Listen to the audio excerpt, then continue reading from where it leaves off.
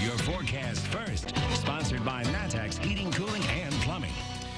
Well, good evening to you. A dense fog advisory has been issued from Iroquois County, stretching all the way down towards Macoupin, Morgan County there. So Jacksonville, Springfield, Clinton, Bloomington, Watseka, all those areas dealing with the fog. Look at this visibility map. The red area shows the worst visibilities. Yellow, still, a little worse there, and then the green a little bit better. But you can see when we put the numbers on here.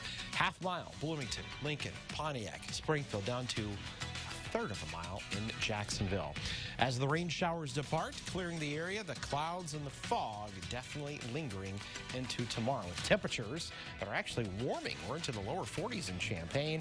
At the bus stop tomorrow morning for the kids, the rain will be done, but definitely look out for some of the fog to start the day. We'll come back and talk about how the rest of the week looks pretty calm for us. WCIA 3 News starts right now. Now from WCIA 3 News. We're excited to live here. One neighborhood was rebuilt, and now it's finally ready after more than a decade of work. And Illinois didn't make the deadline for sports betting in time for the Super Bowl. How likely it is to happen for March Madness. These green donation bins might seem like a good thing, while they're causing problems for businesses. You're watching your local news leader. This is WCIA 3 News at 10.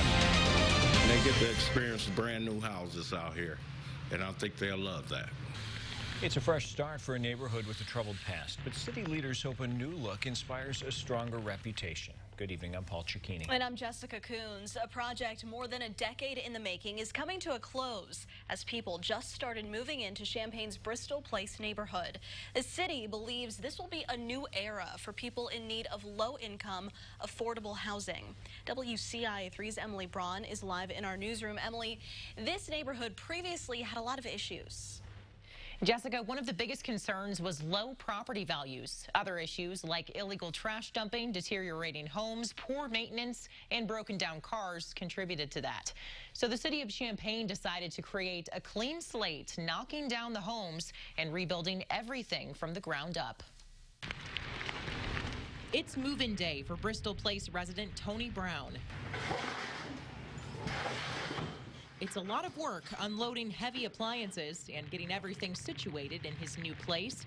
But before this, he did other kinds of heavy lifting, building his house and the ones around it. Then came a new job offer from the city of Champaign. After that, they asked me that would I like to be a maintenance man here, and I told them yes. And by the blessing of God, I received a maintenance job here, and also with the maintenance job, free housing come. For Brown, that meant coming home. We're excited to live here because it's in the neighborhood that we growed up in, and we able to come back here and serve the community here in the neighborhood and be here for the people. It's an experience that came full circle for him and for the city of Champaign. The city has had a long-term commitment to affordable housing, and this is just the next iteration of that commitment. We see this opportunity of home ownership in the distant future. The city has been planning this project for more than 12 years. Bristol Place used to be a troubled neighborhood with a history of crime, filled with litter and overgrown lawns. Now that Brown's experienced its past and built its future, he's fully invested in his new job.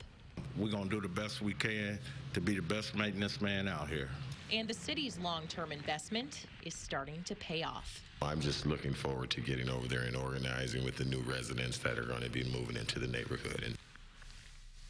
The last bit of construction is still finishing up, but the property manager said it should be done in the next month or so. The first few people started moving in over the weekend, and the rest of the new residents will start coming in over the next several weeks. Jessica? And I'm sure they're excited to get into their new homes. Emily, thank you.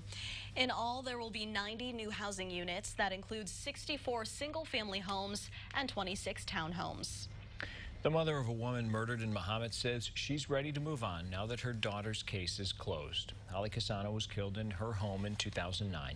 Jurors convicted Michael Henslick on Friday. He'll likely spend the rest of his life in prison. Cassano's mother says she took the weekend to process that. Today, she reached out to us. One of the things she's particularly concerned about is how people might treat Henslick's family. Heinous behavior indicative of one and told them I wasn't upset with them, that this wasn't their fault. They are hurt, they are shocked, they are confused. Please give them the space that they need to process and accept what has happened to their family. If you followed Cassano's case over the years, her mother wants to thank you for your support.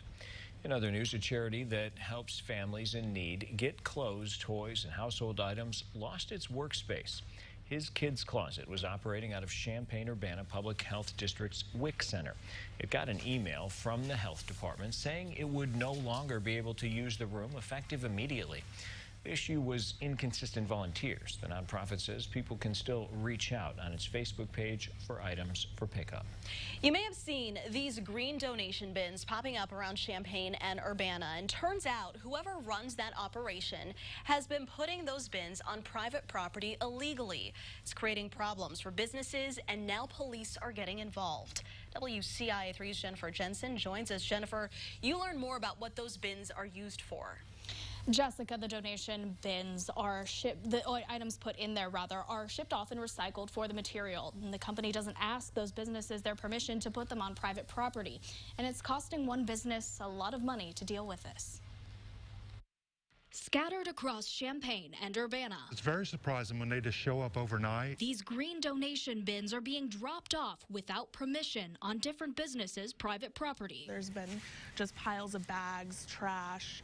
It's not just clothing that people dump there. There's mice, there's rats. I mean, we've had one instance where there was actually a human being inside of one of the boxes that was living in there. Coldwell Banker manages several of the properties where this is happening. Because you would think that this company would contact the ownership or the caretakers of the property and ask permission to do that. But they don't. Instead, the bins are placed without warning and left there. The companies who operate the green bin businesses are called the Gaia Movement and Green City Project. Coldwell Banker has tried to contact them many times to stop. They never would respond to us. Once they got a call back, but with no promise to discontinue the drop-offs.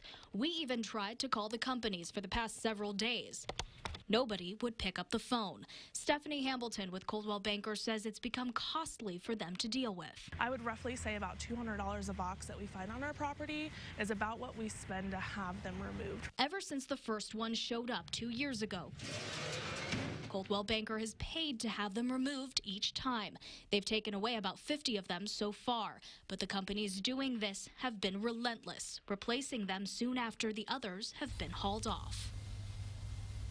While the companies haven't made it clear where exactly the donated items go, there are organizations in Champaign and Urbana that use donated items to benefit people in the community directly. Some of those include Goodwill, Salvation Army, and Salt and Light. Back to you. Hopefully they can figure out what's going on and get it to stop. Jennifer, thank you. This problem has continued a long time without a solution. So today, Coldwell Banker filed a report with police regarding the illegal dumping, and the Champaign Police Department is now trying to make contact with those companies as well. Casinos are one form of gambling in the state. Soon there will be another when you can cash in on sports betting. Plus, one city is more than familiar with deep water. 4 100-year floods in 2008, 2014, 2015, and then 2018. What Watsika has planned to keep them on solid ground. And one Illinois recruit won't be available until next season. Why he would be a big help to the Illini now.